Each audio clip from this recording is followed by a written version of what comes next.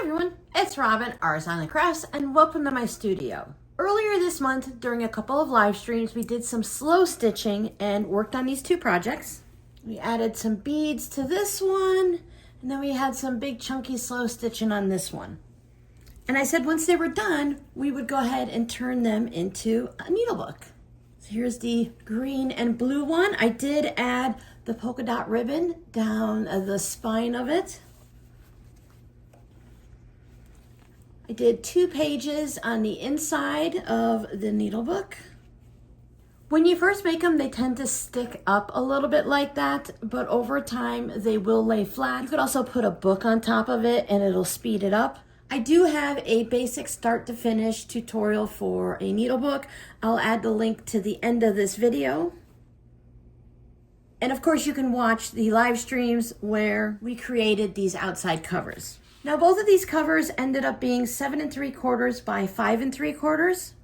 You'll need a lining fabric that is the same size. So whatever size your outer cover your needlebook is, just cut a piece of fabric that matches.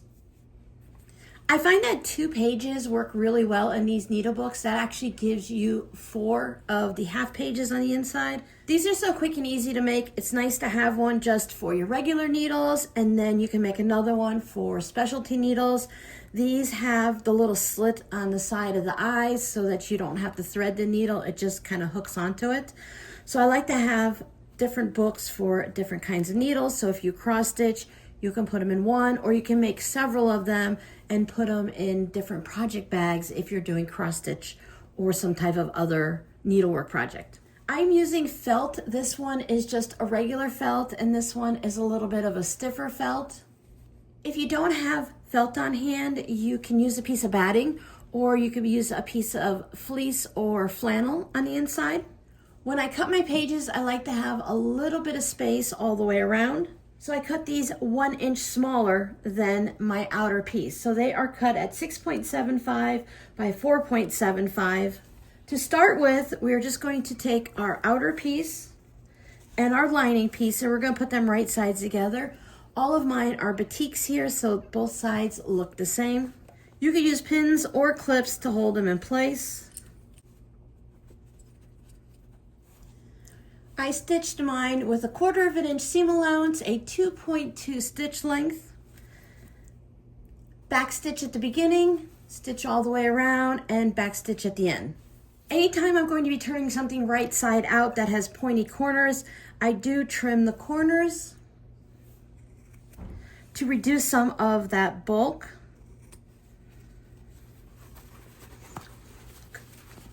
Pop everything through.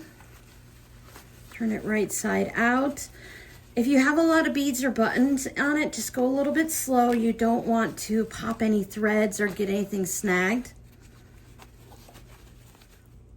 I like to use a crochet hook to push out my corners because it's nice and rounded. I also have my flamingo toes, flamingo corner pusher outer there. With the rounded crochet hook, it allows me to just get in there and gently push it out. You don't want to pop your seams. If you pop your seams, you can just turn it around the other way again and sew a new seam line and turn it back out again, and you'll be all set. By using the stiff felt, I decided I really don't care for it as much. That's why I switched to that one, just using batting. There's no stiff felt in this. You can see how soft this one is compared to this one stiffer, because when I get to this point now, I have to take it over and be really careful and give it a good steamy press to get all of these seams to settle down. And then go back through with my flamingo, just gently push any of the corners out. If they're a little rounded, it's okay. It's not a disaster. There are some tricks to get things nice and pointed, but I just go ahead to the best of my ability to get them to pop out. And if they're a little bit rounded, that's okay too. It's not a big deal. Everything is all ironed neatly. Now I want to take it over to my sewing machine, and I want to do a top stitching within that 1/4 inch, usually about 1/8 inch from the edge. And what that's going to do is it's going to give it a finished touch, hold that seam allowance down flat, and it'll close up my turning hole.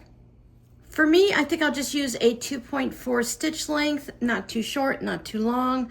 to hold everything nice and neatly. Stitched all the way around. I also took my 2 felt pages and I stitched straight down the center. I did use a longer stitch.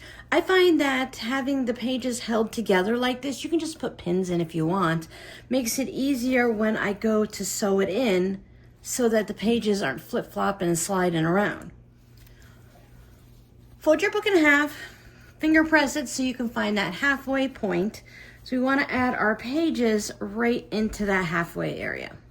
You can just eyeball it and kind of make sure everyone has a little bit all the way around so it's about even. If you need to, you can go ahead and measure it, but it's really just a small bit all the way around.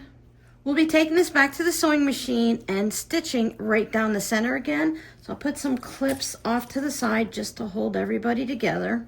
It seems like such a simple little thing, but for me, when I first started making these, they kept shifting. So by adding the extra clips, it's helpful. You can try putting pins in it, but for this one, with that stiff felt, it would be a little difficult to pin. Plus the clips worked really well.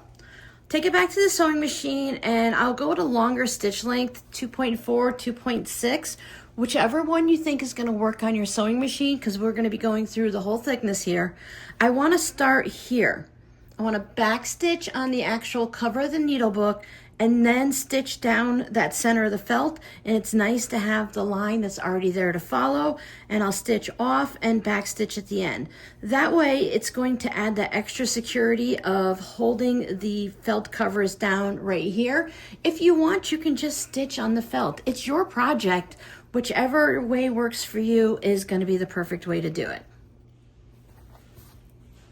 All stitched down and completed. Just like with the green one, you can give it a little bit of a steamy press and then set it underneath a heavy book, and this will become a memory for it and it'll stay closed. I like to go ahead and trim down my pages afterwards because no matter how hard I try, they always end up a little bit wonky. This one I used a pinking rotary cutter. There's also pinking shear scissors that you can use, or you can just trim it with regular scissors or a regular rotary cutter. I put some clips in to hold them together so they don't, again, shift anywhere. This is the new rotary cutter blade that I purchased, and just trim the edges off.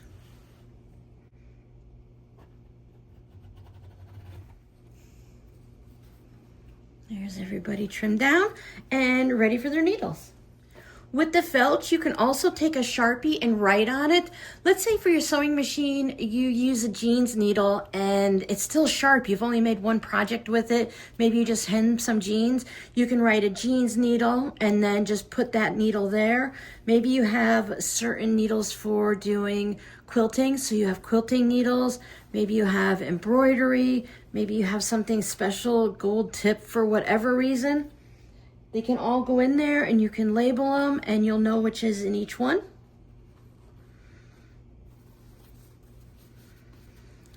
Keep it in your studio or put it in a project bag and take it with you. So your scrappy word for today is Needlebook. Do you like Needlebooks? Do you use Needlebooks? How many Needlebooks do you have? I know that I have at least 5 in this room right now, but I might have some more still packed away in the garage. Thank you guys so much for hanging out with me. Check out this video if you want to see the original Needlebook video, and it takes you step by step throughout the tutorial if you need a little bit of extra help. And then YouTube thinks you might like that video. I'll see you guys in the next one. Bye.